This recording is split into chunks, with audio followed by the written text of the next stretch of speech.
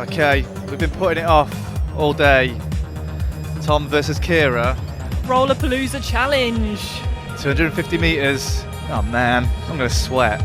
You are listening to Service Course by the Cycling Podcast in association with Rapha, the stories behind the bikes. Stars orders. 3, 2, 1, go, go, go, go, go, go, go, go, go, go. And it is the red biker takes it on the line. Service Course by the Cycling Podcast with Tom Wally and Kira McVitie. Kira, Yeah. what just happened? We just did a Rollerpalooza race. Yep. And I destroyed you. So, by a second. That's over 250 metres a second. That's a big gap. Well, what can I say? I work hard. I can say you're top of the leaderboard as well. Top of the women's leaderboard. Woo. Right, Kira, you know Rich and Lionel want us to do this new podcast, this new cycling tech podcast. Listen, I'm well up for it. I can't wait. But what I thought is we should probably get together and record some of it while we're doing a bit of a ride. So I was thinking, how are you fixed up on either the 11th, 12th, 14th or 17th of June, and maybe we can meet like somewhere. I think you're really far down south, aren't you, and I'm sort of up north, so maybe somewhere like right in the middle of England. Anyway, I'll leave it with you. Hello Tom, so we're meeting tomorrow for a bike ride. We're going to meet at Wymondham Windmill Tea Rooms, which is a great little spot, and then we're going to ride to Melton Mowbray for a pork pie. So what I'm thinking is that we will do some of the Rutland Cycle Classic route. I don't know if you've ever done it before, but there's some off-road sections and there's some great riding around there. So that was my thinking. Kira, I'm leaving now. I warn you, I've discovered I got a puncture this morning, so bring tyre levers. I don't seem to have any. It's a good start, isn't it? Excuse me, is the Windmill Cafe around here? Yeah, straight down there on the right hand side. Brilliant. About 400 yards. Fantastic, thank you. Take your bike in. What's that? You take your bike in, are you? Is it a bike shop as well, is it? Yeah, I didn't know that, they no. do like custom made bikes. Okay, Yeah, brilliant. just down there on the right hand side. Fantastic, thanks very much.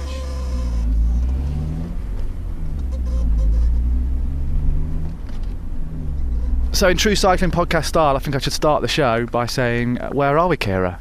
We are at Wymondham Windmill Tea Rooms, which is a bit of a mouthful to say, and it's near Oakham. It is part of the Rutland Cycle Classic loop, and yeah, we're here to ride to Melton Mowbray and get a pork pie, or multiple pork pies in fact. Yeah, so I'm Tom Wally, that was Kira McVitie. You might remember Kira from the Espoir Diaries. You may have heard me on Explore.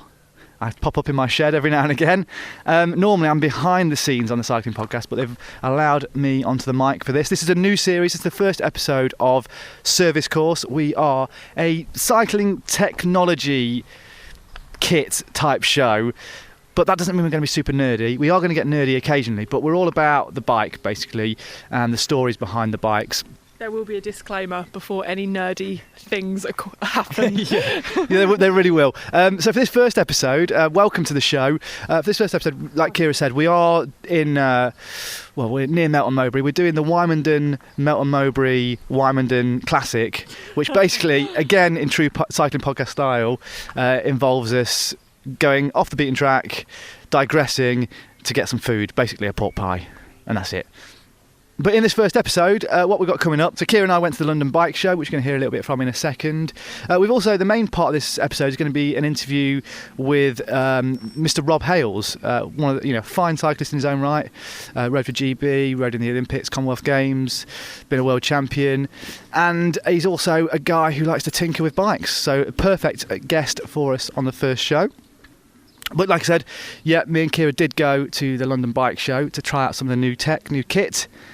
And this is what went down. Right, Kira. Yes, hello. Where are we? We are at the London XL, which if you've ever been is quite difficult to find. Yeah, you had a struggle, right? Yeah. Yeah, we're at the bike show, and we're just having a wander around. What are you looking for at a bike show? You're a veteran of bike shows, aren't you? I personally am usually looking for the free nibbles that they have. You know, Cliff Bar nibbles. Cut up into Other small brands are cubes. Available. Yeah, I'm looking for that.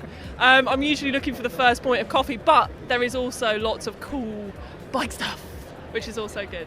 Here's a game you can play at this bike show. Spot whether someone's cyclist, triathlete or mountain biker. Ooh. There's a guy directly in front of you. Describe him. So tall. Yeah. Got a Vans long sleeve t-shirt on. That's a gimme, right? Mountain biker. I'm gonna go. Easy. I'm not even going to ask him. Yeah. I've already done a few laps. You've just arrived. I've done a few laps already. I'm going to tell you my highlights so far. Okay. There's a guy selling dog food. I don't know. I think he might be at the wrong place. Well, people have dogs. That is true. We did the bike show and outdoor show in Scotland.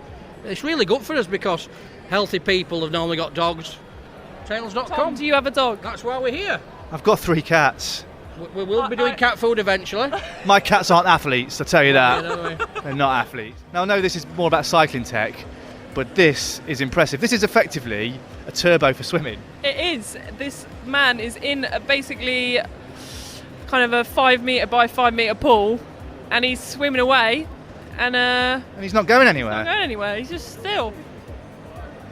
He looks happy though. Kira, what are your bikes made of? Carbon. Only carbon. I only do carbon. Sorry. Can I interest you in wood? Yes. What particular type of wood? Let's go and find out. You are looking at the Cocomat wooden bike. White ash wood, sustainably sourced from America. Every tree makes 50 bikes. For every bike we sell, we plant a tree. So we're making forests. White ash is very strong, durable. We give you a lifetime guarantee on this bike, on the frame. Once a year you can give it a sand and a varnish and it looks all new. So, what's the experience of riding a wooden bike like? Our slogan is move on nature, and the experience is a whole different experience to what's a normal bike. It's comfortable, it's soft, it's got lovely momentum, and you somehow, I know it's a cliche, but you feel one with your environment. You know, it's an eye turner. I don't know about you, but I think we're in the hippie section of the bike I feel show. like we've got real sustainable and I don't know. I need some hemp right now. Well, funny you should mention that. One thing that CBD is good for is helping with any kind of aches, pains, that sort of thing. Kira, do you know what CBD is? Can you enlighten me, please? I have no clue. Okay, here we go. All mammals have what's called an endocannabinoid system. This was only discovered in early 90s, so this is why it's quite a new thing. Now, our bodies like cannabinoids, which come from a cannabis plant, and what happens is when we take the cannabinoids from the plant and put them into our body, it wakes up our endocannabinoid system. Would you like to try some? Yeah, I think I really need to. The proof is in the pudding. What's the benefit to a cyclist then for this? For a cyclist, there's many. There's post-exercise recovery it's really good for physically. It's really good for mind focus, especially our oils that you take orally. It kind of clears any mind fog, so great for getting your mind focused if you're doing any racing or anything. Calms the nerves. Pre-race I'm feeling pretty calm. I can't say whether it's the oils or not, it'll but hit you in a bit. Tie-dye hoodie, Ooh. unshaved legs, tattoo, Ooh, mountain bike. mountain biker. Yeah, mountain biker. Yeah, Got it, yeah, got it. We saw you. We saw you on You could Marlow. not be right. The purest mountain biker I've seen. Look at him. Another protein cube. Oh yeah. Kira- Oh, that one's good. Kira, have you got the munchies? No. So Ashmay, what is Ashmay? Ashmay, we are a cycling and cycling brand of the show here, but we are talking a lot about merino wool and about the sustainability merino wool at the show. We buried a merino jersey and a polyester jersey alongside each other and showed how much the merino jersey degrades over amount of time. So over 6 months, pretty much completely gone. So yeah, it's very good. So you're all about sustainability then, that's your... Yeah, that's the messaging of the show, yeah, about sustainability. I think that's a big change, like in terms of cycling events and cycling shows. Like sustainability is more and more brands. Yeah. Well, people care. People really care about the products they wear. And you should. Clothing is more about. It's not just a sweat rag. It's something you should cherish. Like clothing, you should cherish your clothing. And so we really want to talk about how people, not only when you wear the jersey, how you cherish it, but at the end of it, where it goes, and how you're responsible for your clothing as well. I've got to say, I've never really considered throwing, like, obviously I've got loads and loads of old cycling jerseys, and I've never even thought about what happens to them when they get chucked away. No, I mean, a lot of my old cycling kit, they have, you know, quite a few charities where they send them to Africa, or, you know, guys in prison who are, you know, trying to get out and cycle, basically. So, I mean, that's what I do with my kit, but in terms of sustainability, I think it's the way that the conventional clothing market is going, but also cycling is slowly coming around to that, because you see it already in, you know, high street brands. They're getting a lot more sustainably focused, so it's about time. Yeah. So what do you think about cycling as a sport in terms of sustainability then? It's becoming more in vogue, I suppose, at the moment, and so a lot more brands are doing it. We've been using merino wool now since we started, but we were using always from a performance perspective. Merino's a fantastic wicker of sweat and anti-smell, has great benefits, but we never really shouted about the sustainability aspects. Not only when you're wearing a jersey you should love it more, but when it comes to the end of its life, you should dispose of it in the correct way, in the correct manner. So that was the London Bike Show. Kira, have you come down off your CBD oil yet? Yeah, just about. I mean, it's been quite a few months now of being in the clouds, but yeah, I'm down now. To be honest, I mean, I don't know what you thought about the London Bike Show. That was my first sort of big bike show. In a way, I was a little bit disappointed because it didn't make me want to put my hand in my pocket that much. There wasn't that much new tech on offer. Isn't that just because you're tight? That is, there is that. I mean, I do live in the north, so I am a little bit tighter. But yeah, what did you make of the show in general? I think it's always a good sort of place to go to see. You know, I'm mainly interested in like the free food samples. We heard that. Yeah, so, you know, my motives are clear, but in terms of the bikes, you know, there's a lot of pretty bikes on show, and I think it's just generally a good day out. I mean, we definitely spent far too long there walking around. But yeah, it was definitely worth going if you've never been to a bike show before. Well, we're currently stopped on the side of the road. We've come about 3 or 4k. Conveniently, Kira's gears aren't working. You have charged them, right? I have charged them, but I took my bike out of a bike bag yesterday and didn't assess the whole situation. And it appears that the flight attendant, or whoever, baggage handler man or woman, has... I want to say any appropriate word, absolutely battered my rear mech, and it is now ceasing to function. Well, in sympathy, I'm riding in the same gear as Kira. I'm sticking to that. Yeah. But it's quite convenient that your gears aren't working, because while we're at the bike show, we spoke to Nick Allen from Canyon in the UK. And we spoke to him about the importance of bike shows like the London Bike Show to brands like Canyon. But we also talked to him about what the new trends in cycling might be. And charging devices was very much a part of that. This is incredibly important. So because we're direct to market, we don't have the 300 bicycle shops that stock other brands. So for us, we have to be making even more of an effort to put bums on seats. We have to show people the product, we have to get people looking at our bicycles, we have to inspire people that they can have confidence, they can order it online from a German manufacturer and then ship it to them directly and have the support from us. So for us, this is crucially important. Probably 3 or 4 years ago, we did very, very few events in the UK, and then over the course of the last 3 years, we've gone from no events to 7 events to 15 events to 30 events last year, and we're going to try and do 30 events again this year. And you can see a huge return because people just want to speak to us directly. They want to see the bikes in the flesh, they want to have a bit of advice about a size, and then they want to order a bike, and it's happened again today. So it's crazy busy. It's not necessarily about the show itself and how big the show is. You know, you've got a lot of manufacturers who aren't here, but for us it's crucially important that we come to these bigger events, but also a load of our smaller demo events as well. So we're a cycling tech podcast, and we're talking about innovation. Where do you see the next big innovation in bikes coming?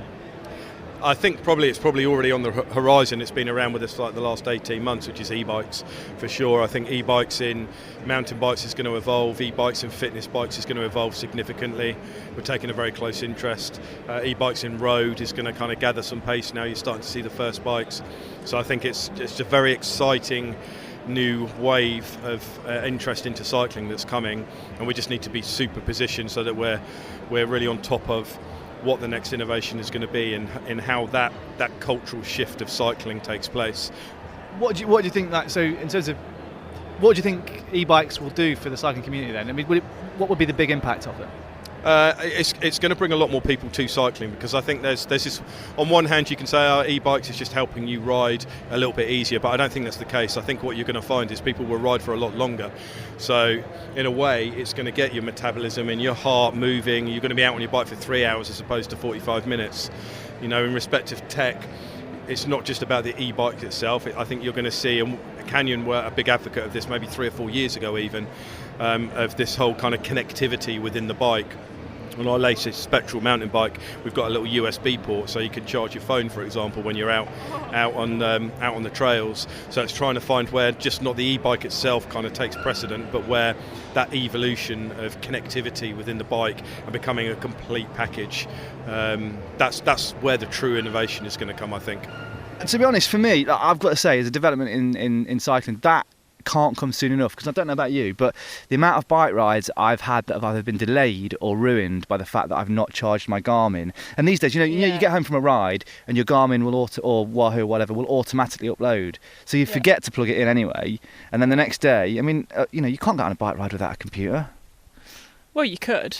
It doesn't you work. just be labelled as insane. If it ain't recorded. So so for me, a bike that sort of can charge my devices, even like just the ability to charge your phone. Because I mean, I don't know about you, but when I'm out riding, I listen to a lot of podcasts as well, and occasionally it rinses the battery on your phone, and then the last thing you want to be is out in the middle of nowhere with no phone. Especially if you've not downloaded your podcast beforehand and you're burning through 3G, 4G. Exactly. So I'm into it. E-bikes though as well. I've never actually ridden an e-bike. I've only ever tried to follow one and been humiliated when I see someone on a hybrid who's dropping me on my commute. Have you had much experience with e-bikes? I've ridden an e-mountain bike. I think it was at the Birmingham Bike Show a couple of years ago, and it was wicked fun. I mean, sometimes you're just like holding on and like, not expecting it to accelerate when it does. So yeah, they're a really good laugh. But what I find amazing is, I don't know if I mentioned it at the bike show, but one of the first cycling clubs I was ever a part of, Rocky and Forest Wheelers, there's a guy who comes out on the club runs called Norman, and he's had like a knee operation. He's got like a specially adapted crank so that he can still get his knee all the way around, and he's now able to keep up with every weekend group ride because he's got an e-bike. So I think accessibility into cycling for the general person I think it's great. Chute à l'arrière du peloton, cycling podcast team car at the back of the pack, please. I can't believe I get to say this, but that is Seb Piquet, the voice of Radio Tour at the Tour de France, interrupting to tell you that this episode of Service Course by the Cycling Podcast is sponsored by Lacquer. I feel so legit. Lacquer is a community-driven bicycle insurer that's a game-changing concept to insure your bike and gear, in which you only share the true cost of damages and thefts with other members of the community. I took up cycling properly about 8 years ago, as I had a reoccurring Achilles heel injury and it was stopping me from running. I jumped on an old bike that I bought back in '89 and rediscovered cycling and did rather well in some small league races, and I've really gone from strength to strength now. My name is Rick Newman. I'm a long-term fan of the Cycling Podcast and a Lacquer customer. I heard on the Cycling Podcast them speaking about cycling insurance and Lacquer. I didn't have any at the time, and about 3 months ago I took the plunge and took out some cycling insurance with Lacquer. Unfortunately, only 6 weeks having taken out the insurance, I came off my bike. Thankfully I was okay, but my frame was damaged and I had to engage with Lacquer about it. I've got to say, it was absolutely fantastic. I got home, got cleaned up, immediately got onto Lacquer's website, started speaking to Jonathan in live chat. You've got this sort of rapport going in the live chat, and it was just great. He understood. 2 days later, frame arrived, we put the bike together, and I was able to do the ride that I was there for, which was fantastic. So I really, really highly recommend Lacquer to anyone that needs cycling insurance. The pricing structure is fantastic as well. As you know, it's really good value. Visit Lacquer, that's laka.co.uk.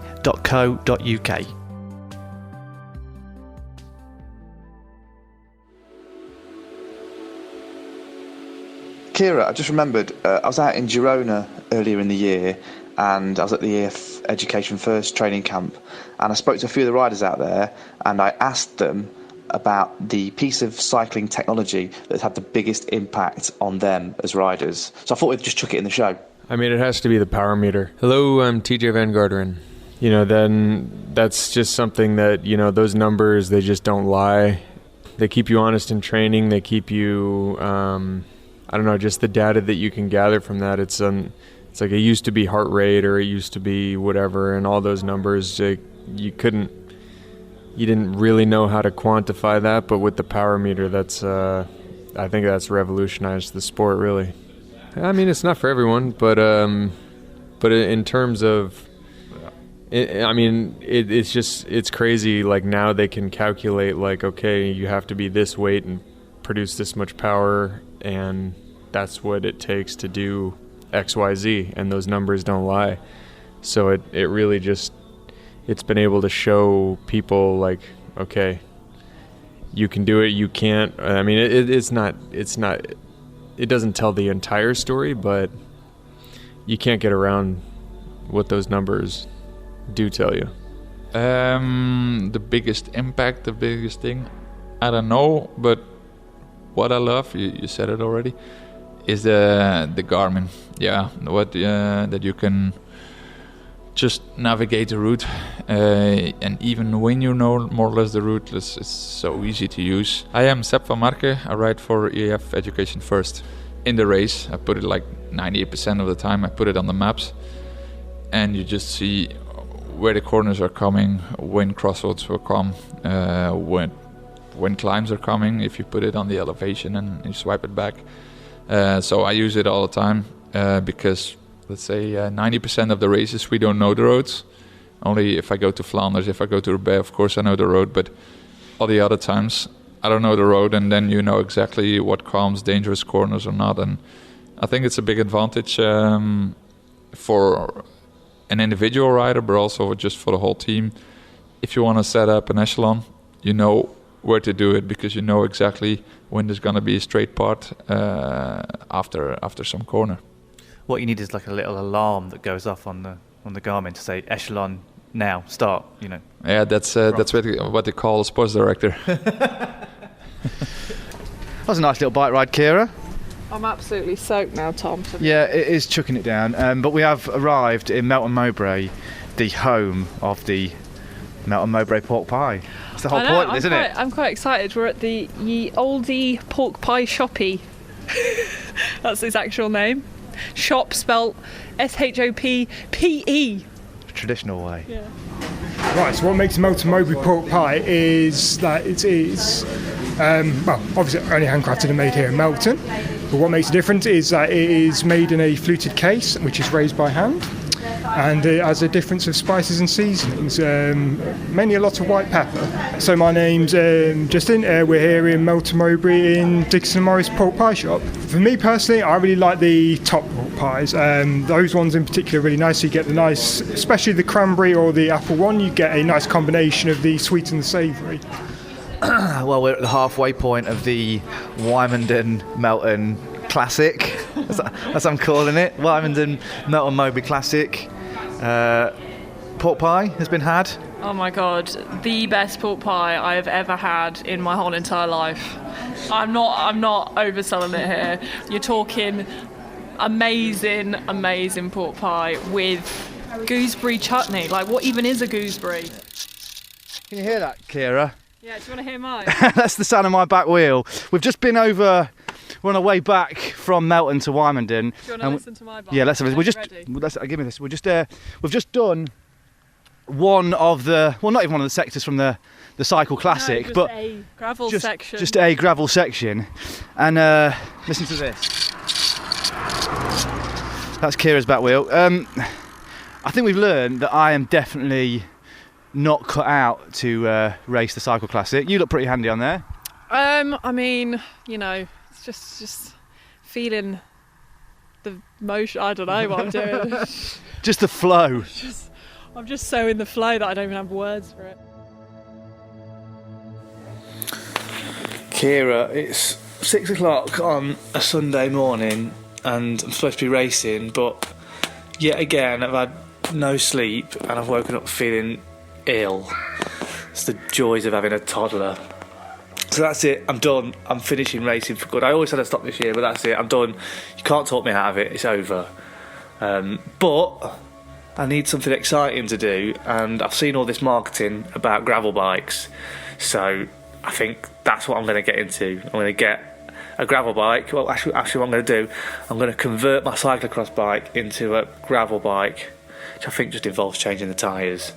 But that's it, I'm getting into gravel biking, and I thought, do you know what? It'd be great for a service course if we did a little thing about the technology of gravel bikes. So I think you should go and find yourself a gravel bike. What do you reckon? Will you also be growing a beard and getting some aviator sunglasses? No? No? I'd like to say yes to that, Kira, but I've never been able to actually grow a proper beard. I can grow like a chin one that makes me look like I'm in Limp Bizkit, but that's a bit lame. The aviators, yeah, I'll do that. I'll get them.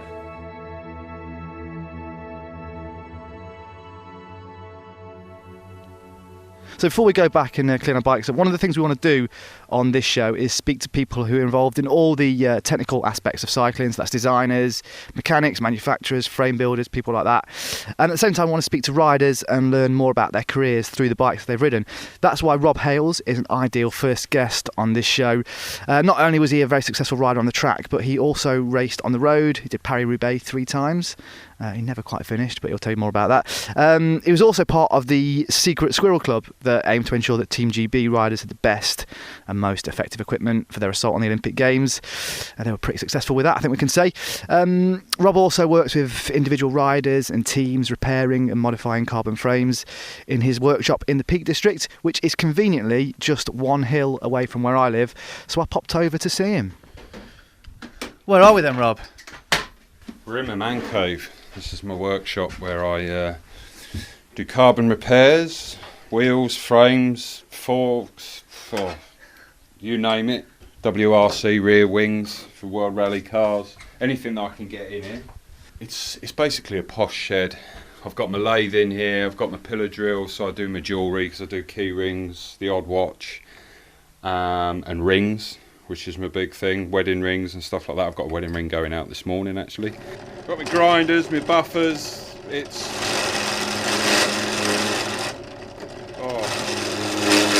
I'm in my happy place right now. So it is this is a great place to be. I love coming up here because of the view is incredible, isn't it, up here? I struggle to get work done now and again, especially on a day like this. Yeah, we look straight out over 20 trees in Kinder Scout, which is the biggest plateau here in the Peak District, and it's right in my back garden. So it's happy days all round, especially on a day like this. Well, when you finish drilling, let's go and get coffee. There you go, yeah, coffee.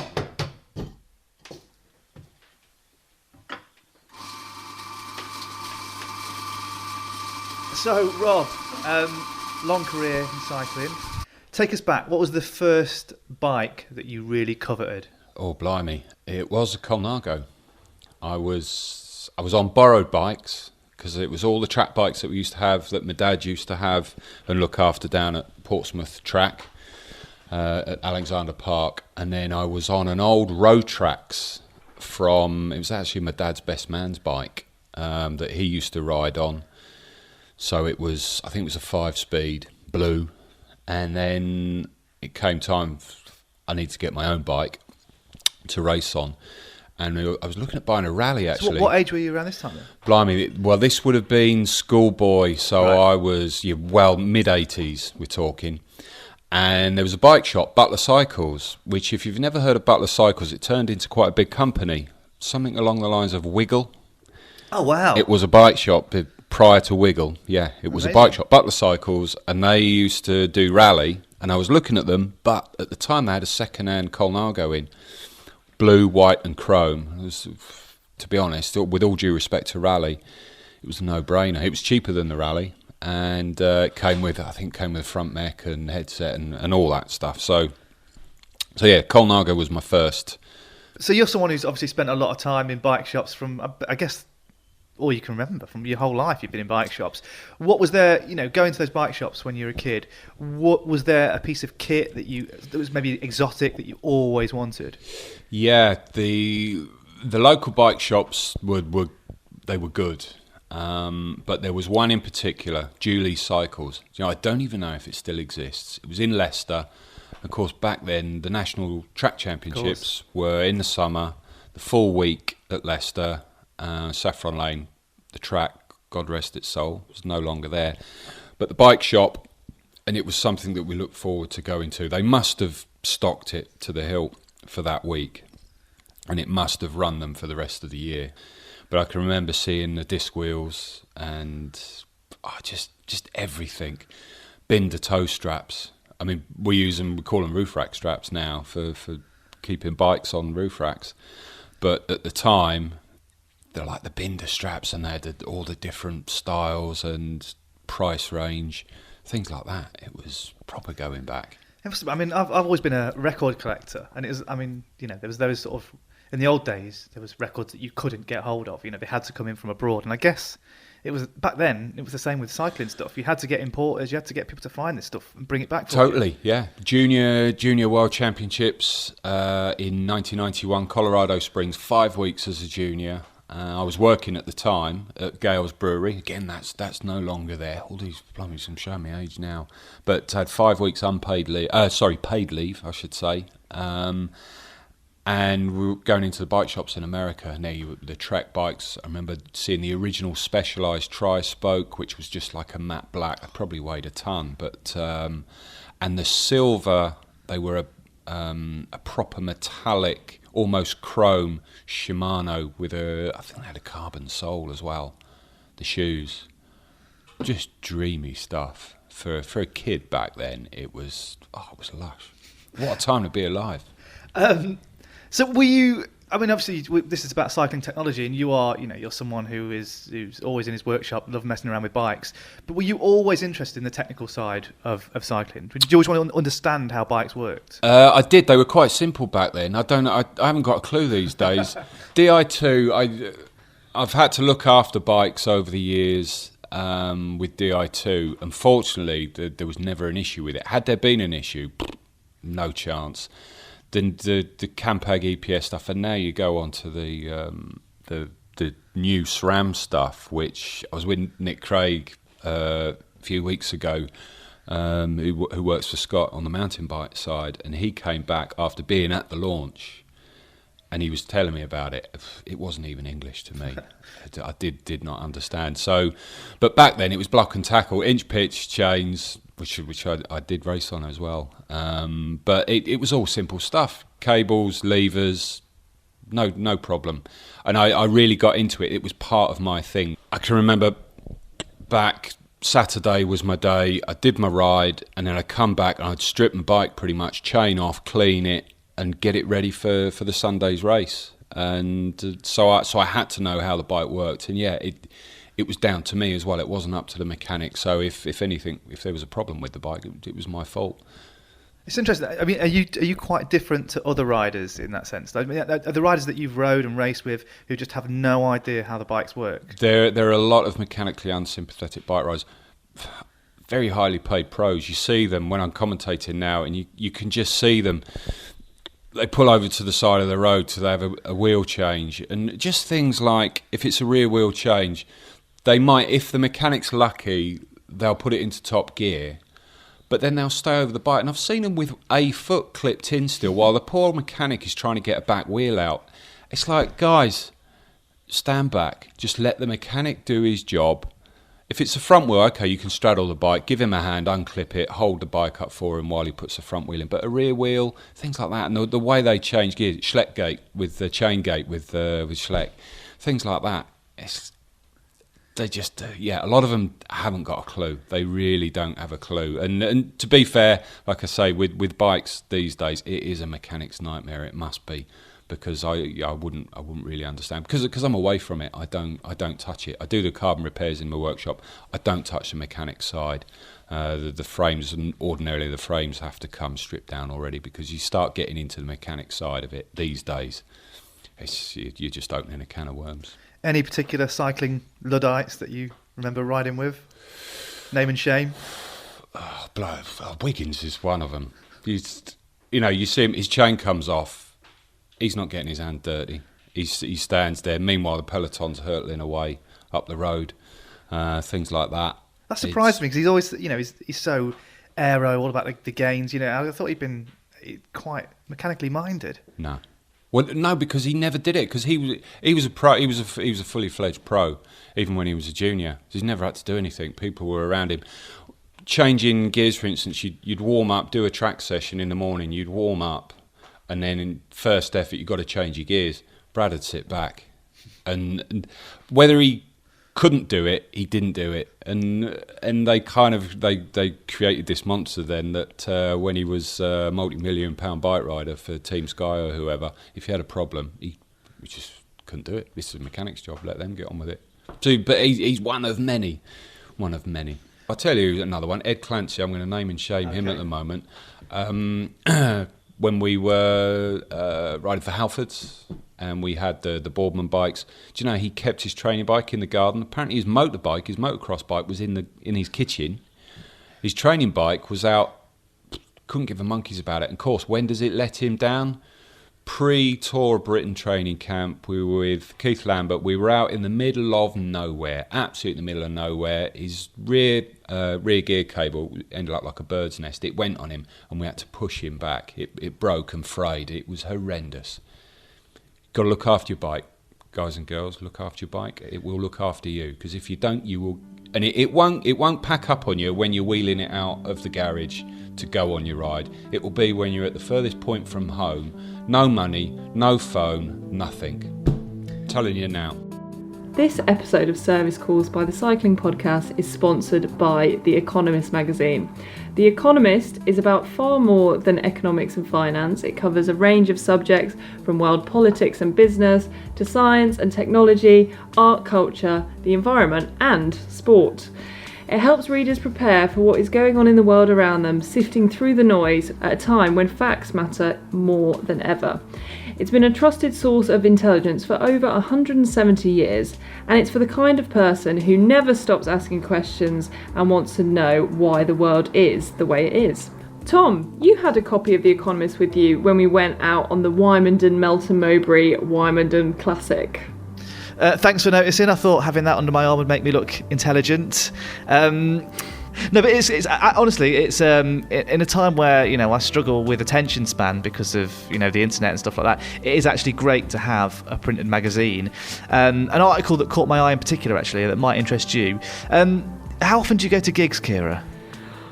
Less than I would like. Probably a few times a year. I think being a cyclist does sort of hinder your gig going. It definitely does. But it was actually more than an article. It was actually a book review that caught my eye. It was a review of Rockonomics by Alan Kruger, which is, I don't know if you ever read Freakonomics, but it's a similar sort of thing. And I moonlight a little bit because my other side of things, other than cycling, is I do work in the music business, sort of. I work in music radio and I've run a label as well. But what was interesting for me about it is, like I say, working in the music industry. I've seen a lot of changes over the years from in the way artists make money. From it used to be all about record sales, and now it's about live music more than ever. But there's a lot of questions I get asked about making money from the business of music that I cannot really answer, even though I've done it for 20 years. So, for instance, like how much artists actually make from getting played on the radio, getting paid for streaming. So it's really, really interesting. And also, the music business was kind of the first industry that had to really cope with digital disruption. I know you're a YouTuber, you're disrupting sort of film and TV in your own way. but music faced down those threats a long time before, and it was much more, had a much more difficult time than guess film and TV did. So that was what caught my eye this week. The Economist is the smart guide to the forces changing your world. If you've never stopped asking questions, then get your free copy now. For a free print copy of The Economist, you can text cycling, all capitals, to 78070. That's a free print copy of The Economist if you text the word cycling to 78070. The Cycling Podcast is supported by Science in Sport. Science in Sport. Fueled by science. Thanks to Science in Sport. I wonder if my lack of form this year isn't just down to having a toddler, but down to the fact that I didn't restock on my Rapid Rego recovery drink. Do not make the same mistake I did. That stuff is great. Science in Sport are offering 25% off to listeners of Service Course by the Cycling Podcast. To take advantage of the offer and stock up on all your favourite bars, gels and drinks, just go to scienceinsport.com and at the checkout enter the code SISCP25. That's SISCP25, and this offer applies to all full price items. Now, you'll associate Rob Hayles with Team GB in the track programme and all the success and technological innovation that's come out of that programme. But it might surprise you how lo-fi the Team GB approach was back in 1996. The closest we had to team bikes were our own bikes, all sprayed the same colour. See, this is interesting because obviously we see what Team GB has become now, and obviously you played a it's role. No wonder you played we a role were in pretty rubbish as a group. It was dog eat dog. It was horrendous. It was. We all had these blue bikes made painted up for Atlanta, and they were the same colour as the Côte d'Azur, that blue. They were that Azur blue. So of course, in a team pursuit, when you were under duress, 3k in, the bikes just disappeared from under you. They just blended into the background. It was shocking. So were you all on different bikes then, riding that? Yeah, we were all on our own kit. Yeah. Wow. I probably had team wheels, but that was about it. I mean, I can remember hearing stories from before then where they had these really, really light Clement ones or whatever, silk tyres, that were put on the wheels, and then they were taking them off at the end of competition. I mean, once they're on, and you rip them off, they're knackered, but shocking stories. So what were you, obviously you're someone technically minded, what were you doing back then to sort of try and make a difference, to give yourself those gains that you could find? Nothing. Nothing at all? No, well, the thing was, back then, we didn't really understand it. I mean, I look back at photos of me riding in Cofidis, for instance, 2001, 2002, with big baggy jackets, and it's that odd thing. If I knew then what I know now, and I'm sure it's moved on again, but the real gains that I looked at in terms of narrow handlebars, wearing a skin suit, for instance, this came 2008 after a 1.5 kind of Olympic cycles of doing stuff with Chris Boardman in the wind tunnel down at Southampton and the Secret Squirrel Club and all that, just learning and seeing the figures. Prior to that, it was completely different. Things like, I mean, even way back before I was riding, drilling out the old drillium, as they called it, the chain rings, chain sets, for instance, rear just necks, trying to make things light as possible. Make things light, yeah. It was all about the weight and making things light, and then aerodynamics didn't really come into it until even when Francesco Moser did stuff, and obviously Le Monde with his bringing the tri-bars in for the Tour de France and stuff like that. You kind of saw it, and you didn't really know about it. Didn't understand the full concept of it until much later on, and it's even now you see the top teams. Shocking! I was commentating only last week in Tirreno on Team Time Trial. Trek Segafredo. Trek, they're quite a big budget team, highly advanced in the bikes. You look at the positions on their bike. Oh my God, they are shocking. And they did all right actually. They did I think they were 5th or 6th in the Team Time Trial, something like that. Could do so much better. Wouldn't take much. Just bit of time in the wind tunnel. Yeah, I might give them a nudge. Wouldn't even, to be honest, you wouldn't have to go into a wind tunnel. It's quite simple now. You look at the top teams. Just look at the top British amateurs, what they're doing. Yes, of course. Yeah. And it doesn't take much to get yourself into a position like that. I did some stuff with Ivan Basso for a year. Last year he tried to go for the Tour, I think it was 2012.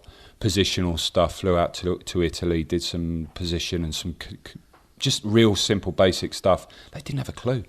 You think this was liquid gas back then, and trying to manipulate him into a position was a nightmare. He just didn't get it. It's just because some riders just don't care about that sort of thing. Their priorities. They're not interested. No, you're someone who's fascinated by it. Well, because I know the difference. I've physically seen the figures, and I can feel it. Some riders don't have the feel.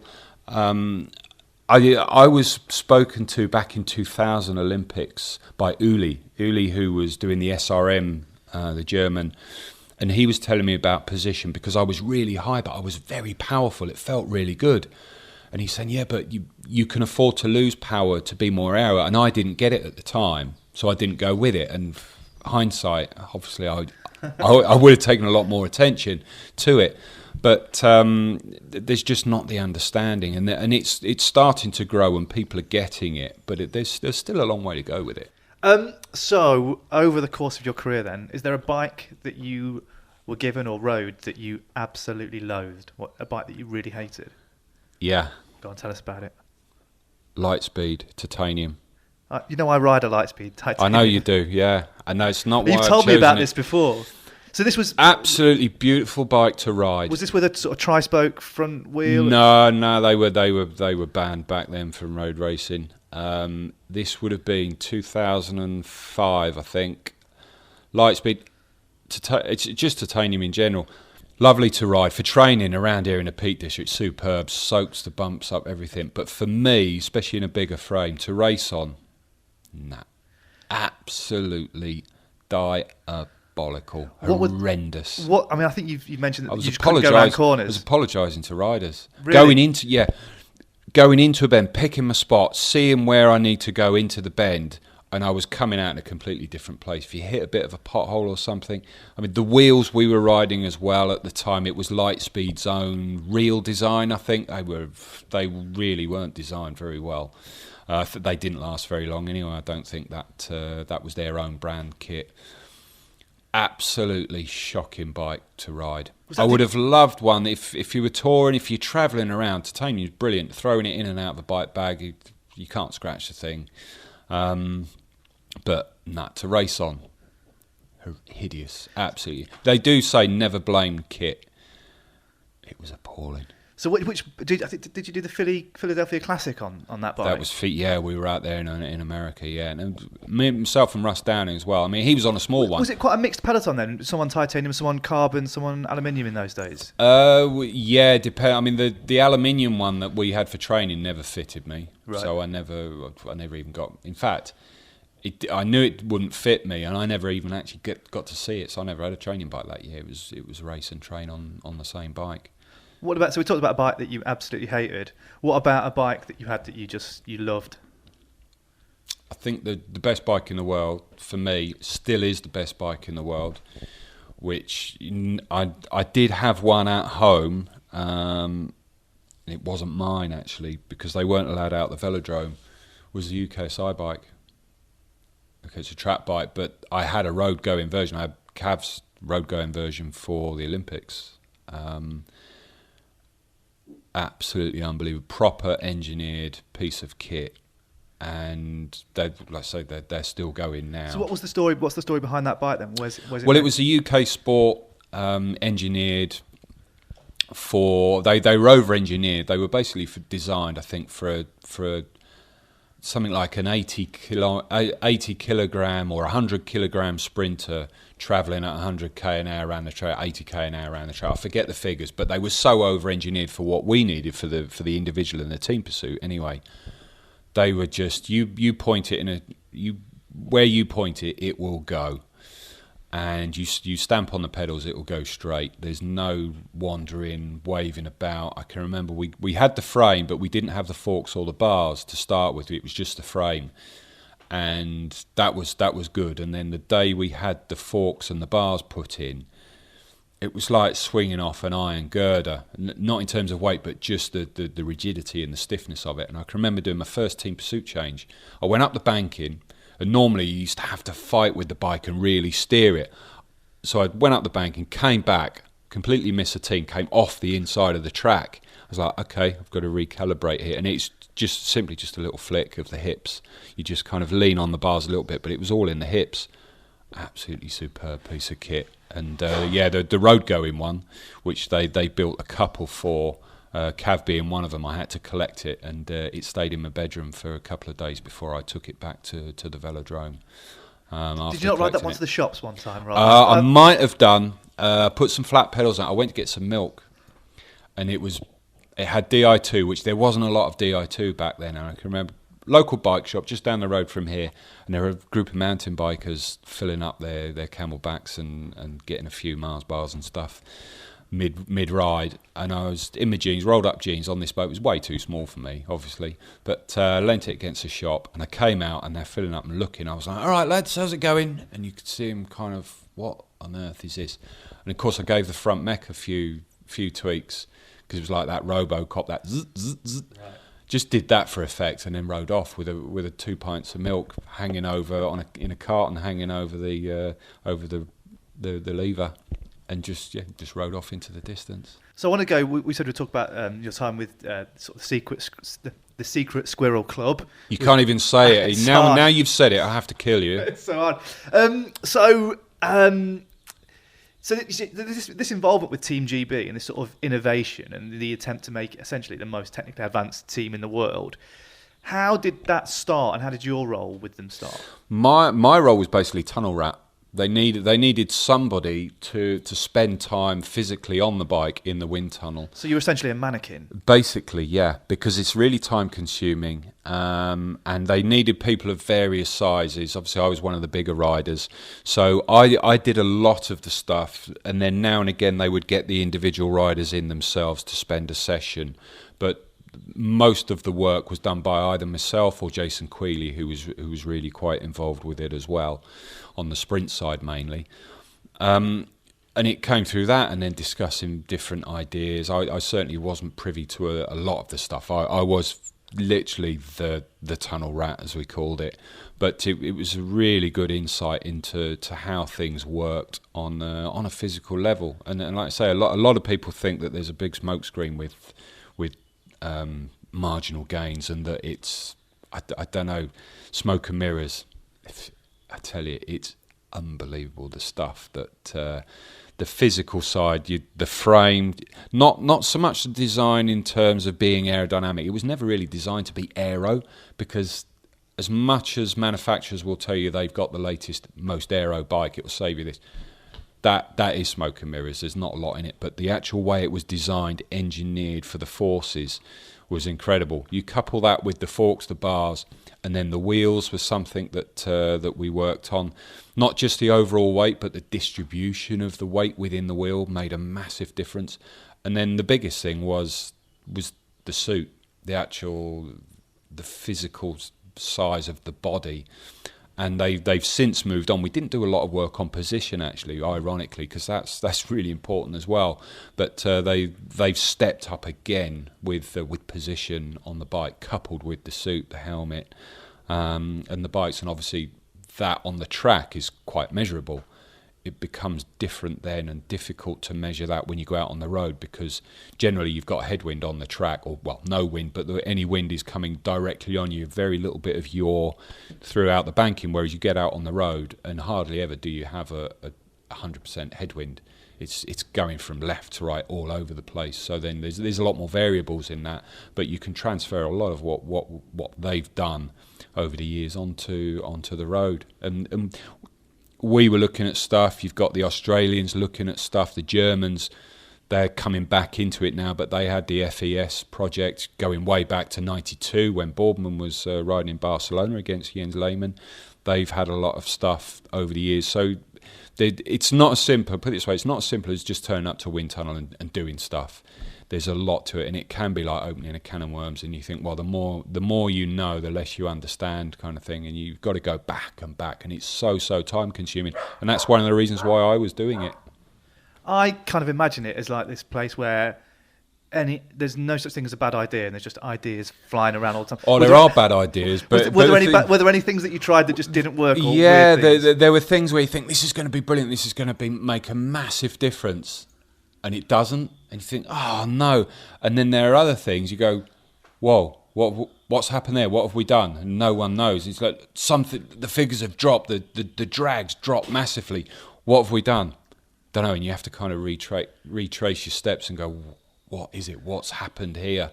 So there's a lot of that to it. Was there any sort of specific weird, unexpected things that you tried, or just odd things? No, things like to the aero helmet, pointy aero helmet. I said, oh, let's turn it round, just see what. Made no difference. Made absolutely no difference. There were things that we were looking at that we spoke about that would take the eye off the ball of the competitors. So one of the things was, let's put this big twist in the top tube, something that would be really obvious, that would make no gains, but no benefit, no harm in the figures either, but just something that people would go, oh, that's it. One of the things we did was the handlebars, the original aero bar, made absolutely no difference. And the next minute, the Germans turned up to a World Cup and they'd copied it. And they went up to Chris and went, hey, Chris, you know the handlebars, they do nothing. And he just went, yeah, I know. But they'd spent 6 months developing these handlebars that did nothing. We then did the phase 2, which incorporated something else, which did make a difference. And that's the thing, it's not just one item. So you'll have someone who'll come out and go, we've got the latest aero handlebar. It ain't. Because it's not just about the bar, it's how it works in combination with other things. And that's the thing that we did, or that the guys did, was the overall package.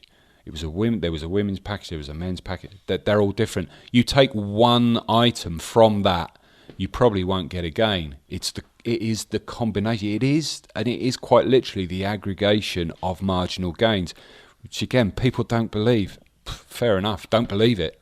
You just carry on doing what you're doing, because I can tell you, when it's all put together, it's massive. The difficulty now is the fact that you're trying to find smaller and smaller bits to add on to what we've done. So that's a real battle for the guys. Wymondon, Melton Mowbray, Wymondon Classic is ended, and so is the first episode of Service Course.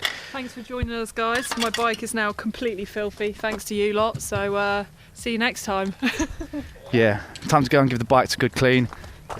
So thanks for joining us for episode 1. Episode 2 will be with you about 4 or 5 weeks' time, probably after the Tour de France, just after the Tour de France, because obviously we're going to be very busy with the cycling podcast following the race around. Episode 2 will be on all things gravel. Kira, how are you kitted out for gravel? I have a cyclocross bike that currently isn't at full capacity. It needs a little bit of tinkering from my end to get it to work. So I might be using that, but I'm going to see if I can borrow a gravel bike, like a proper specific gravel bike. Okay, well that's it. Any other business before we go? Tom, you didn't wear aviators. No, I didn't wear aviators, that's true, no. Stick to the Oakleys. I've been Tom Wally, and thank you, Kira. I've been Kira, always, since birth. Bye! Do you want to do your traditional sign-off? What is my traditional sign-off? You know what your traditional sign-off is. Boop, guys. You've been listening to Service Course by the Cycling Podcast.